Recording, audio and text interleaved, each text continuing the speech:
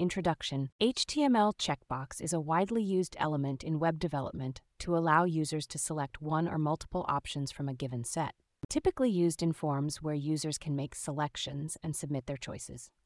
The basics of HTML checkboxes. In HTML5, a checkbox is defined using the input tag with the type attribute set to checkbox. The ID attribute is used to uniquely identify the checkbox. The name attribute is used to group checkboxes together. The label tag is used to provide a description for the checkbox. Working with multiple checkboxes. Multiple checkboxes can be grouped together by using the same name attribute. Useful in scenarios where a user can select multiple options. Pre-checking a checkbox. HTML5 allows developers to pre-check a checkbox using the checked attribute. Useful in scenarios where a default choice is recommended. Tips and tricks. Always use the label tag with checkboxes for a clear description and improved user experience. When grouping checkboxes together, ensure they have the same name attribute for easier processing of user selections. Common error-prone cases. Common mistake is neglecting to include the name attribute, which makes the checkbox value not to be sent when the form is submitted. Another error is failing to correctly group checkboxes,